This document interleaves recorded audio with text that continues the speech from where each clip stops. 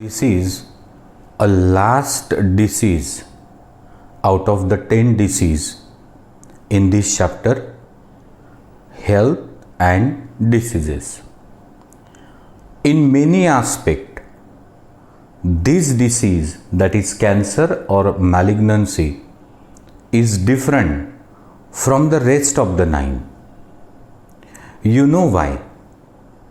The earlier disease that we studied were infectious or communicable. This disease, cancer or malignancy, is non-infectious, non-communicable.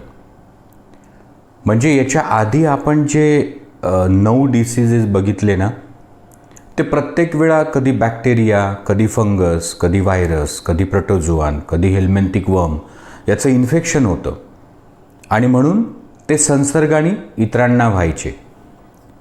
हा असा वेगळा आहे की हा इन्फेक्शन नाही आहे, याचा फैलाव होत नहीं. इस एस्पेक्ट में ये अलग है. देखो, the word cancer is derived from कार्सिनॉस और कॅनक्रम word.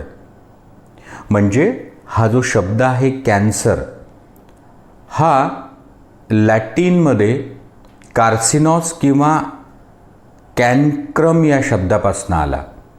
That mean a crab, Khekra. जैसे क्रैब अपने प्रे को एक बार क्या गिरफ्त में ले तो फिर उसे नहीं छोड़ता, वैसे ही कैंसर होने के बाद मृत्यु तय है, ये पहले सोचा गया था और इसीलिए शायद ऐसा नाम रखा. आज नहीं. Perhaps cancer research, this is the most intensive research in the field of biology end medicine world wide. मतलब कि अभी जो कोरोना है उसका दौर अगर हम जनवरी महीने से छोड़ देना, तो पूरे विश्व में अगर सबसे अधिक रिसर्च बायोलॉजिकल एरियाज़ में या मेडिसिन के एरियाज़ में जो चल रहा है वो कैंसर के ऊपर चल रहा है. You know why? This is a second leading cause of death in the world. मतलब पूरी दुनिया में मौत का ये 2 नंबर का कारण है. दुनिया में सबसे अधिक मौत होती है मायोकार्डियल इन्फ्रैक्शन माने हार्ट अटैक से, और नंबर 2 कैंसर से. और इसीलिए it is the area where most intensive research is going on. Now the position of our country. Unfortunately a million people are diagnosed to have cancer in our country. म्हणजे आपल्या देशात 10 लाख लोकांना cancer diagnose होतो आणि many of them die due to this disease. Early detection is the only way to save the patient and also the self-confidence. जितक्या लवकर याचं निदान लागेल आणि पेशंटचा जो जगण्याची जिद्द आणि आत्मविश्वास आहे तो एक वे आउट आहे. Thanks to the medical fraternity, medical community, oncologist, oncosurgeon, कि जिसकी वजह से पहला जो शब्द था कि जैसे क्रैब अपने प्रे को एक बार क्या पकड़ ले तो मौत तय है, आज वो नहीं है. But the thing is early detection. Now let us see what exactly means cancer और मॅलिग्नन्सी. कॅन्सर म्हणजे एक्झॅक्ट काय होते? यू सी, हमारा शरीर सेल से बना है. Every cell has a property of cell division and differentiation. म्हणजे आपलं जे शरीर आहे ते सेल्सपासनं बनलं आणि सेलकडे एक पॉवर आहे स्वतःला डिव्हाइड करायची आणि डिफरन्शिएट करायची. And this cell division and differentiation is under its genetic control. Means जो सेल सायकल असतो, तो सेल डिव्हिजन चॅप्टरमध्ये आपल्याला हे शिकायचं आहे. तो जो सेल सायकल असतो की सेल स्वतःला डिवाइड करते, डिफरन्शिएट करते, हे एका जेनेटिक कंट्रोलमध्ये असते. And when this control is lost, जब कोई सेल अपना कंट्रोल खो देती है, इट स्टार्ट रॅपिड डिव्हिजन. म्हणजे एखाद्या सेलनं स्वतःवरचा जेनेटिक कंट्रोल गमावला की ते पट्ट डिवाइड होते. 1चे 2चे 4चे 8चे 16चे 32चे 128 असे होतात आणि it forms a mass of cell called tumour. हम देखेंगे कि क्या जीन्स रिस्पॉन्सिबल है कैंसर के लिए, तो वो आगे हमें उस पॉइंट पे आना है. What is oncogene, what is proto oncogene, और आसान भाषा में हम उसके बारे में बात करेंगे. अभी इतना ध्यान रहे कि cancer is uncontrolled, abnormal cell division, uncontrolled and abnormal cell division leading to formation of a tumour म्हणजे गाठ और न्यूओप्लासिया. अब क्या हर ट्यूमर कैंसर ही होता है? नहीं. ट्यूमर 2 प्रकार के हैं. म्हणजे अनकंट्रोल्ड आणि एबनॉर्मल सेल डिवीजन होने के बाद जो गाठ बनती है वो हर बार कैंसर नहीं होता. There are 2 type of tumour. Benign म्हणजे हार्मलेस और friendly, and malignant that is harmful, cancerous. म्हणजे सर 2 प्रकारच्या गाठी असतात. हो, एक असते बेनाइन जी हार्मलेस आहे. बेनाइन या शब्दाचा अर्थ होतो फ्रेंडली. आणि मॅलिग्नंट जी हार्मफुल किंवा कॅन्सरस है. तो सर ये कैसे पहचान में आएगा कि कौन सी गाठ बेनाइन है म्हणजे हार्मलेस और कौन सी मैलिग्नेंट माने कैंसरस?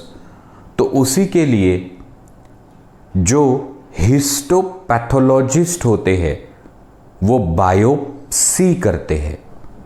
म्हणजे a piece of tumour is taken out, त्या गाठीचा एक पार्ट काढतात, a thin slice is taken, त्याचे एकदम बारीक स्लाइस घेतल्या जाते, एंड आफ्टर स्टेनिंग उसको माइक्रोस्कोप में वो एक्सपर्ट्स एग्जामाइन करके बताते कि whether it is benign or it is malignant. मैं आपको सिर्फ कैरेक्टर्स बताता. Benign tumour has a slow growth, मतलब ये आराम से ग्रो होता है. शरीर पे कोई ट्यूमर है, वो एक 25 साल पुराना है और साइज कुछ ज़्यादा बड़ी नहीं है, ऐसी slow growth. Benign tumour is confined to its original place. म्हणजे जो फ्रेंडली ट्यूमर असतो, हार्मलेस असतो, तो एकाच जागेवर राहतो, तो फैलत नाही.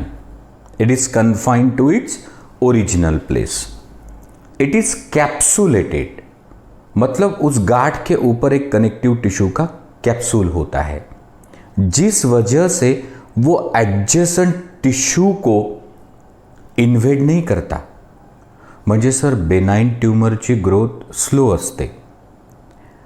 हा जो बेनाइन ट्यूमर असतो तो त्याच जागेवर राहतो, फैलत नाही. त्याच्यावरती एक कॅप्सूल असते, त्यामुळे आजूबाजूच्या टिश्यूमध्ये तो घुसत नाही.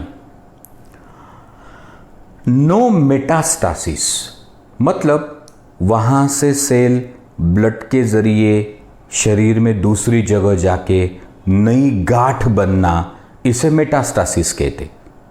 The most dangerous property of a cancer cell ये इसमें नहीं है. ती गाठ तिथेच असते, ती इतरत्र जात नाही आणि त्याच्यामुळं नवीन सेकंडरी ट्यूमर्स म्हणजे मेटास्टासिस होत नाही. Surgically the surgeon can remove it easily. मतलब बेनाइन ट्यूमर अगर किसी जगह है भी तो सर्जन को अधिक दिक्कत नहीं होती उसकी सर्जरी करने में, क्योंकि एडजेसेंट टिश्यू उसमें इन्वॉल्व नहीं है. But let me tell you कि हमने कहा कि benign tumour is harmless. No doubt it is harmless because surgically it can be removed. But if it is present in brain और in liver, now it is dangerous. म्हणजे असा tumour जर मेंदूत असेल किंवा लिव्हरमध्ये असेल तर मग तो घातकच आहे. Now malignant tumour that is cancerous. It grows rapidly. It spread in the body. It is not capsulated. आता या गाठीवरती कॅप्सूल नहीं है तो वहाँ की cancerous cell can slough off, निकल जाती and migrate through the blood at different places. और जहाँ जाती वहाँ नए ट्यूमर्स आते हैं. दैट इज मेटास्टासिस इसमें होता है, which is a very dangerous property of a cancerous cell. तो it grow rapidly, it spread in the body, it is not capsulated, it cause secondary tumours called metastasis, and as it is not capsulated adjacent tissue is involved. So surgery became difficult. तो आपण पाहिलं की cancer म्हणजे uncontrolled abnormal cell division leading to formation of a tumour. वो tumour benign हो सकता है या मैलिग्नेंट हो सकता है. उसके कैरेक्टर्स हमने देखे. अब सबसे इंपॉर्टेंट चीज़ हम बताते, ध्यान दीजिए. When a normal cell divide, जब कोई नॉर्मल सेल डिवाइड होती है, माने 1 से 2 होती है, 2 से 4 होती है, but when it touch adjacent cell it stop further division. म्हणजे नॉर्मल सेल जेव्हा डिवाइड होते आणि शेजारच्या सेलला तिचा टच होतो तर ती स्वतःला डिवाइड करणं स्टॉप करते. This is called contact inhibition. Normal cell जब डिवाइड होती है और उसका एडजेसेंट सेल को जब टच होता है तो वो अपने आप को रोक देती है. This property is called contact inhibition. This property called contact inhibition is not there in cancer cell. म्हणजे कॅन्सर सेलमध्ये ही कॅपॅसिटी नहीं, ही कैरेक्टर नहीं. ये जो कैंसर सेल है ना, ये डिवाइड होने के बाद जब पड़ोसी सेल को टच होता तो इसने रुकना चाहिए. कॉन्टैक्ट इनहिबिशन ये प्रॉपर्टी उसमें नहीं है. वो घुसते ही जाती है. It invade the adjacent tissue. Non biologically सांगायचं झाल्यास, अगर आप बस में से ट्रॅव्हल कर रहे, आपण एसटीतनं प्रवास करतो आहे आणि समजा आपल्या बाजूनं एखादी माता भगिनी असेल आणि आपला त्या माता भगिनीला स्पर्श झाला तर आपण सिकुड़ू के हम लोग बैठ जाते, अपने आप को इनहिबिट करते. पण जर कोणी वात्रट किंवा विक्षिप्त माणूस असेल तर मग तो टच झाल्यावरही सरकतच राहील. वैसे कैंसर सेल जो है उसमें ये प्रॉपर्टी नहीं है contact inhibition. It continue to divide and invade the adjacent tissue. And this is a neat question. Cancer cell में कॉन्टैक्ट इनहिबिशन नाम की प्रॉपर्टी नहीं है.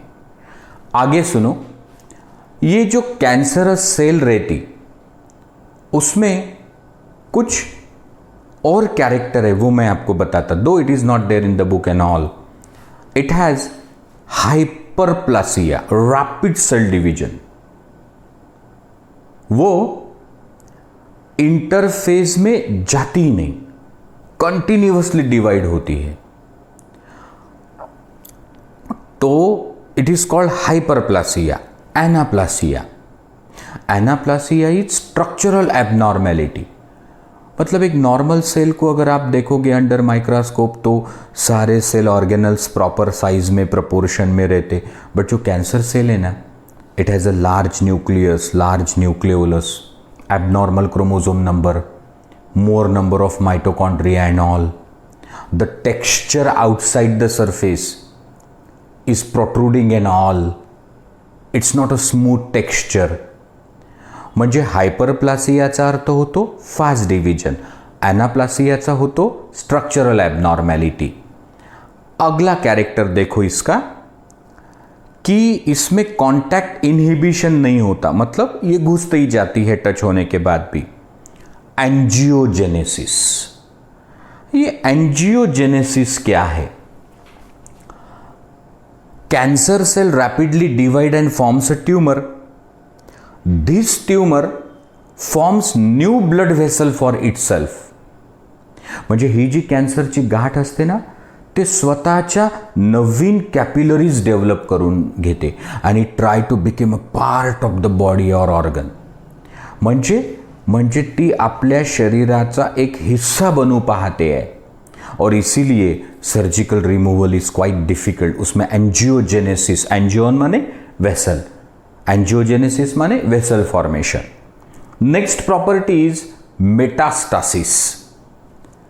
The cancer cell slog off from the tumor, migrate through the blood and forms new tumors at different sites.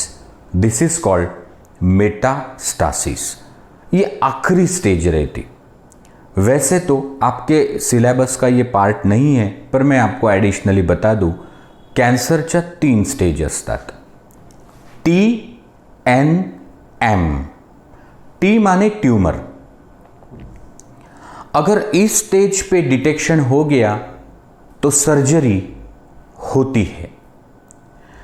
N stage को चले गया तो फिर वहां से सेल्स माइग्रेट हो गई ट्यूमर से और लिम्फ नोड में जाके बैठी. अब ये थोड़ी डिफिकल्ट हो गई स्टेज. और एम माने अब तो आखिरी स्टेज है, अब तो और सारे ट्यूमर्स बन गए, किस किस को निकालोगे. मतलब ऑर्गन की अपनी ब्लड वेसल्स होती है, नर्व कनेक्शन होता है, तो surgery is very difficult in that case. तो TNM अशा 3 स्टेजेस असतात. तो हमने देखा क्या है एंजियोजेनेसिस, क्या है metastasis.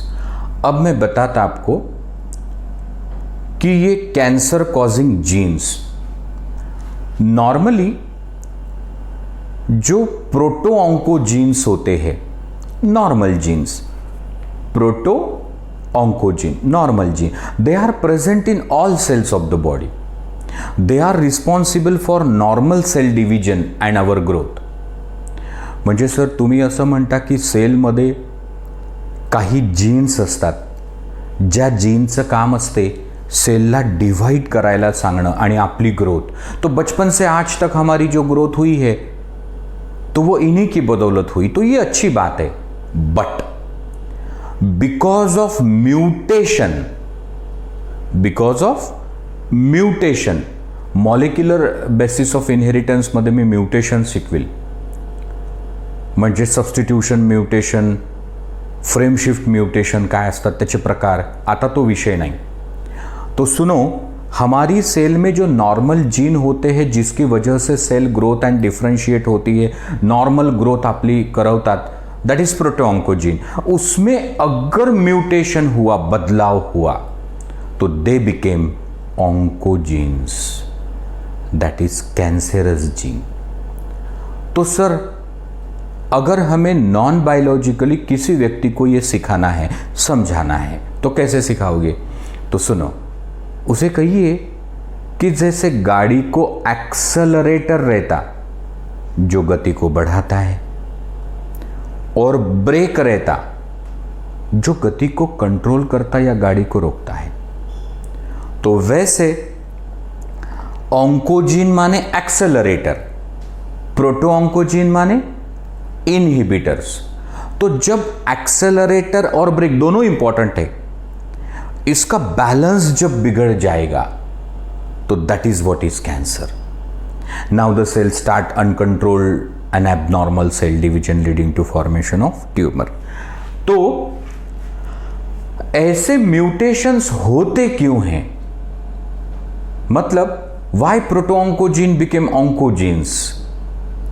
The reason is there are certain agents that activate the oncogenes or they cause mutation in proto-oncogene to become oncogenes। Mane कोई है जो एक्सेलेटर दबाता है, जरूरत नहीं है तब भी, एक एज होने के बाद, एक स्टेज आने के बाद cell division will stop. Only कुछ स्किन सेल्स है, इंटेस्टिनल सेल्स है, ओरल कैविटी की सेल्स है, सलायरी ग्लैंड की सेल्स है, उनको ही डिवीजन की आवश्यकता है, बाकी को नहीं है। ग्रोथ हो गई पर जबरदस्ती रैपिड सेल डिवीजन करवाती है ऑन्कोजीन्स, तो कोई है जो उनको उकसाता है। End the agent that cause activation of oncogenes or conversion of proto-onco into oncogene are called carcinogen. Such agents are called carcinogen. Some carcinogens are physical, that is radiations. Certain ionizing radiations like X-rays and gamma rays. Non-ionizing radiations like ultraviolet rays. They can cause the cancer, that is physical carcinogen. Chemical carcinogens, so chemical carcinogens say for example the hazardous chemical present in a tobacco smoke, arsenic like compounds, and certain chemicals found in factories, so they are also carcinogenic, so they are called chemical carcinogens. Certain biological carcinogens are there, for example virus। तो sir virus ने सुद्धा cancer होतो का? हो, काही onco viruses असतात, cancer causing viruses. मैं आपको एग्जाम्पल बताऊं, HPV human papilloma virus, it causes uterine cancer, गर्भपिशवीचा cancer. Epstein Barr virus that causes jaw cancer.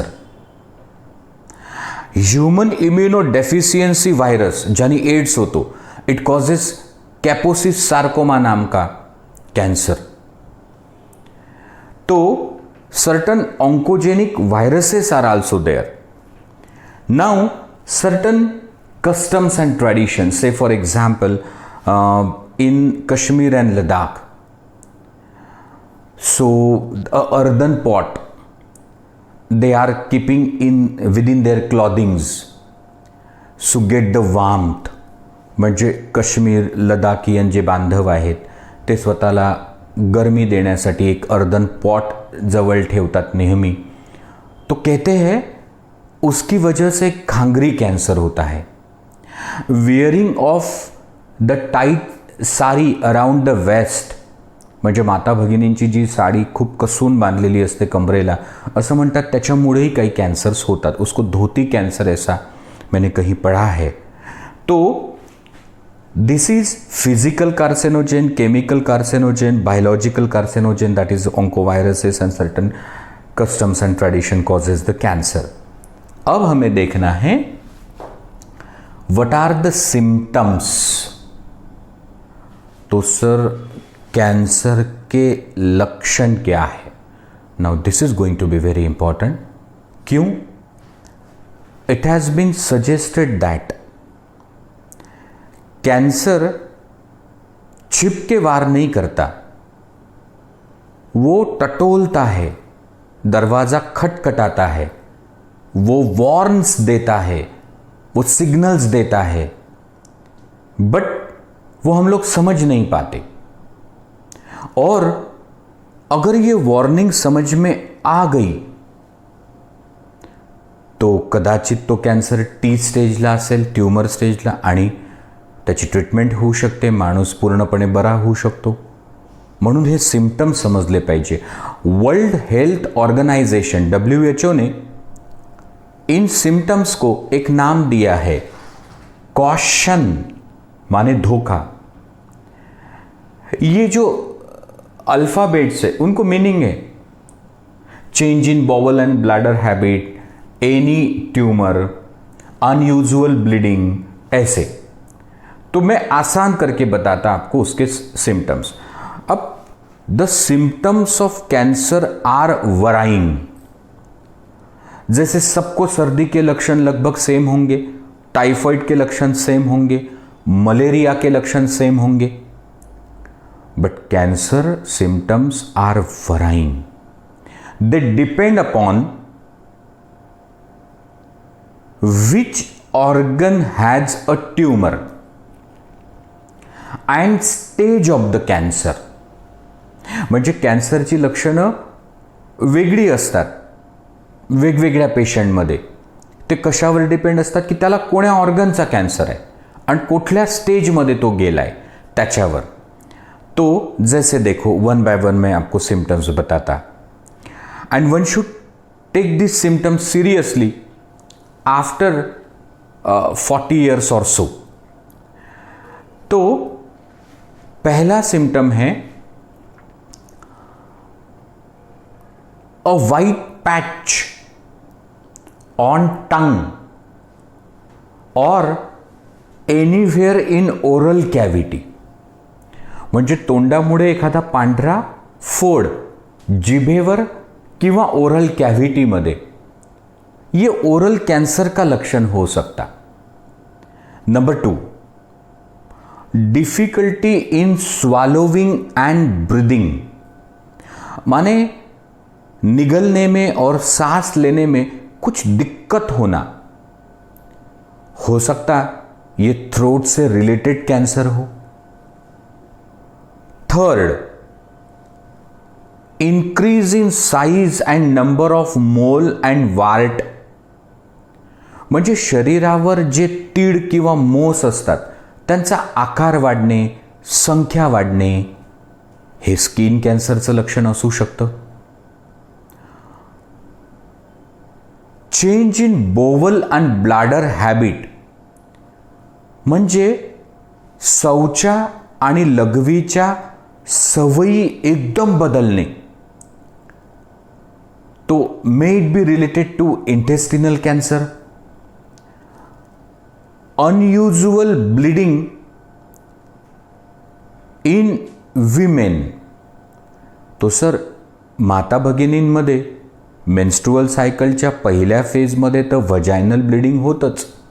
The thing is absolutely natural. पर मैंने कहा अनयुजुअल ब्लीडिंग थ्रू वजायना, म्हणजे मेनोपॉज आहे, म्हणजे पिरियड्स नेहमी करता बंद होत आहे पण तरी ब्लीडिंग होत असेल, या ब्रेक थ्रू ब्लीडिंग होत असेल, म्हणजे सायकलच्या मध्येच ब्लीडिंग होत असेल, तो मे इट बी अ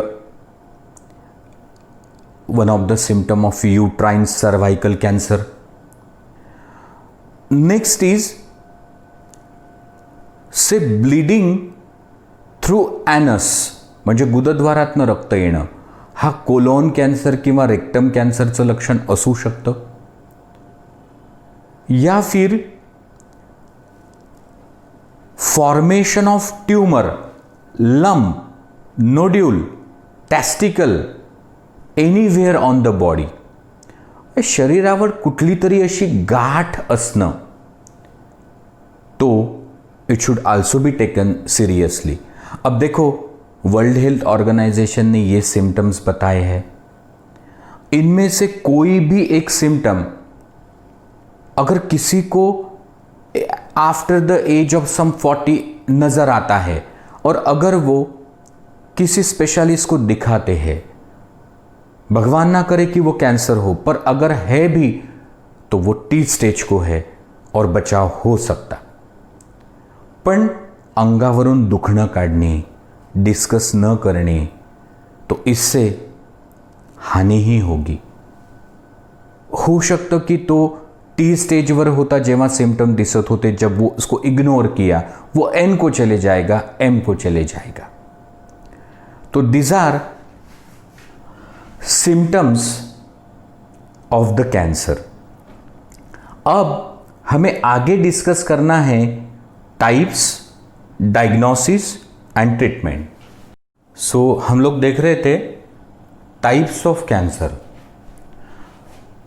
वैसे तो clinically more than 200 type of cancer have been known, but हम लोग जो देख रहे types of cancer, that depends on embryonic origin of tissue that forms a cancer, Mane tumour. म्हणजे मला असं म्हणायचं आहे की तसं पाहिलं तर 200 पेक्षा अधिक कॅन्सरचे प्रकार आहे, पण आपण जे प्रकार पाहणार आहे ना, ते ज्या टिश्यूमध्ये ट्यूमर बनला त्याची एम्ब्रियॉनिक ओरिजिन काय होती, म्हणजे एक्टोडर्मल, मेझोडर्मल, एंडोडर्मल, या आधारे। तो 12वीं के परीक्षा हेतु हमें 5 प्रकार के कैंसर देखने हैं। तो पहले carcinoma. See, carcinoma is a cancer of epithelium, and you know epithelial tissue जो असतो, it forms a cover of organ, either internal cover or external cover. तो in मराठी जेव्हा जेव्हा ट्यूमर इपिथिलियमवर बनतो, म्हणजे इपिथिलियम नावाचा जो टिश्यू आहे तो ऑर्गनचं एक्सटर्नल कवर किंवा इंटरनल कवर असू शकतो, तो उसे जब ट्यूमर होता है then it is called carcinoma. 85% of the cancer fall in this category. तुम्ही जेवढ्या कॅन्सरचे नावं घ्याल ना ते सगळे कार्सिनोमा आहे। What are the very common cancer in women? माता भगिनींमध्ये कोणता एक कॉमन कॅन्सर असतो?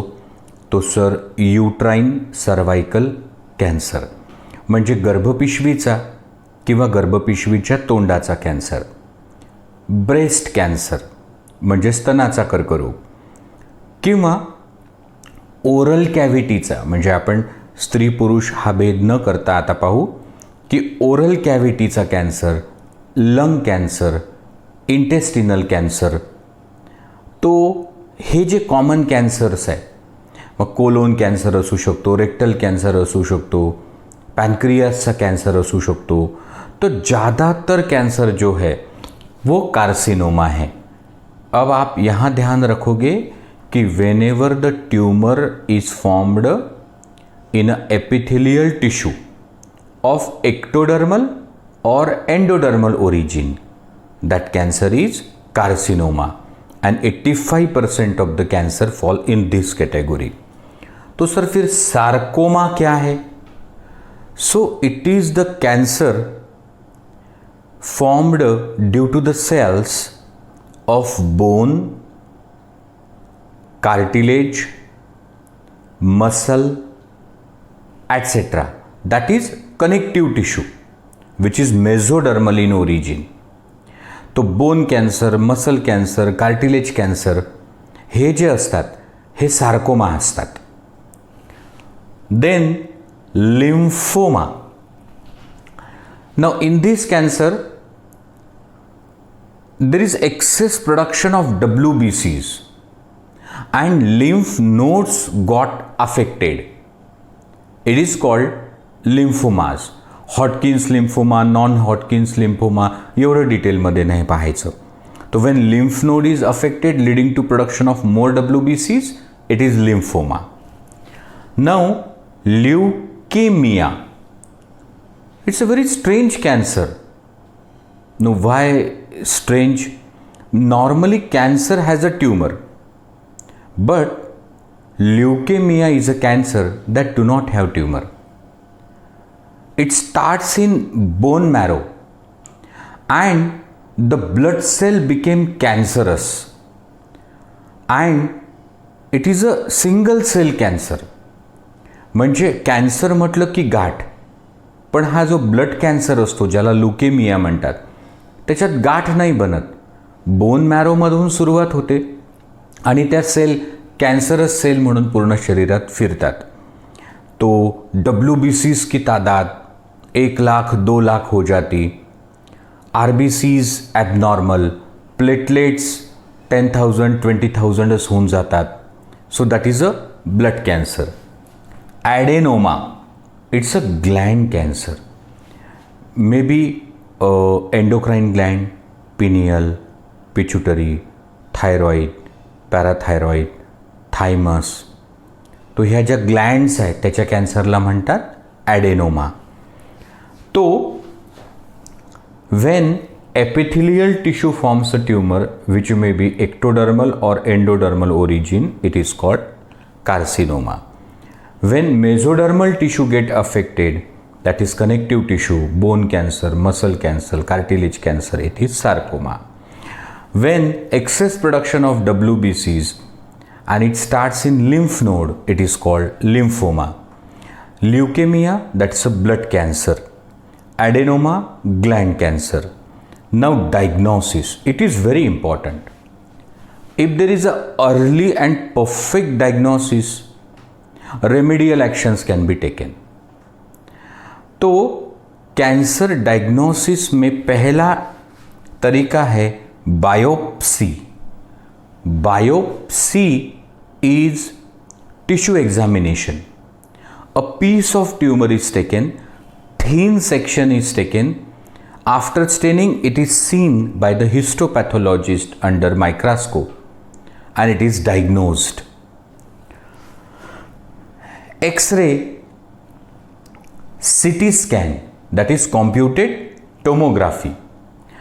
CT scan एक 3D image of the object लेता है, तो उससे डायग्नोसिस में मदद होती है. MRI, magnetic resonance imaging. MRI is used to know the adjacent tissue or organ. It uses non-ionizing radiations.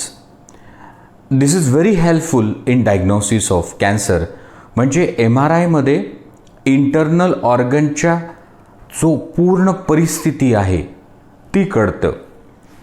तो biopsy, x rays, CT scan, MRI, certain antibodies, antigen specific antibodies, म्हणजे कॅन्सरचे जे अँटीजेन असतील पेशंटमध्ये त्याच्या स्पेसिफिक अँटीबॉडीज टाकून सुद्धा detection करता येतं. नाउ जीनोम स्टडी, ये बहुत लेटेस्ट है. मॉलिक्यूलर बायोलॉजी ने, जीनोमिक्स ने इंसान की एक सेल में सारे जीन्स या सारे DNA का सीक्वेंसिंग किया.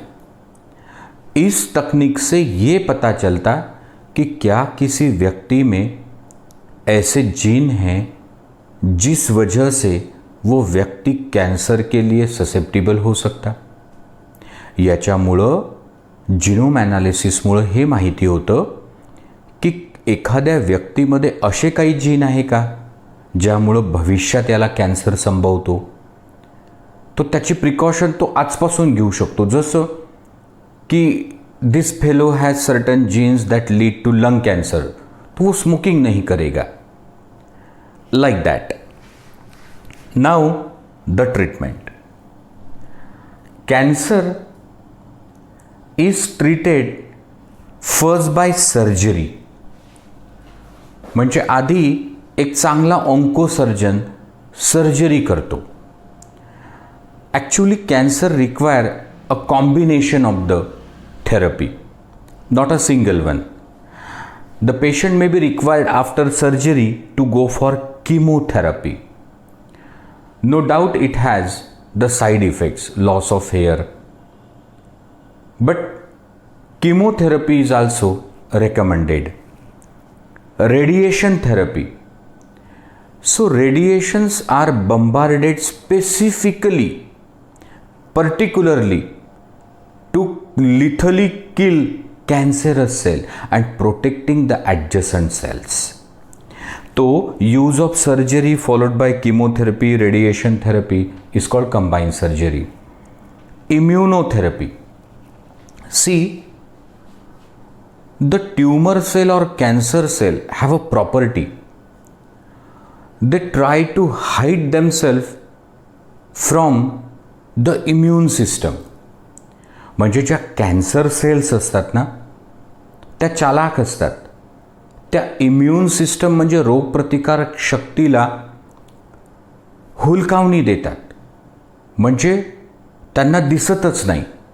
तो इस वक्त ऐसी कुछ दवाई पेशेंट को दी जाती कि immune system can detect the cancer cell and kill them.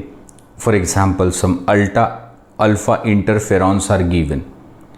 So उसे इम्यून मॉड्यूलेटर्स कहते. It help the immune system to identify the cancer cell. Cancer cells are very intelligent. They compete with normal cell for vital nutrient. You may call cancer cell as a parasites also. So disease comes under the treatment: surgery, chemotherapy, radiation therapy, immunotherapy. This field is very vast field. So most intensive research is going on in this field. This lecture can be only a part of that, with the intention of having a knowledge of cancer at the level of 11th and 12th only. म्हणजे मला असं म्हणायचं, हा खूप मोठा विषय आहे. जगभरात याच्यावर खूप रिसर्च सुरू आहे आणि आपण सध्या 11वी 12वीचे विद्यार्थी आहे. तो जेवढी परीक्षेच्या दृष्टीने नीट एग्ज़ाम के दृष्टि से इन्फॉर्मेशन चाहिए, वो मैंने सब जगह से कवर करने की कोशिश की. Thank you.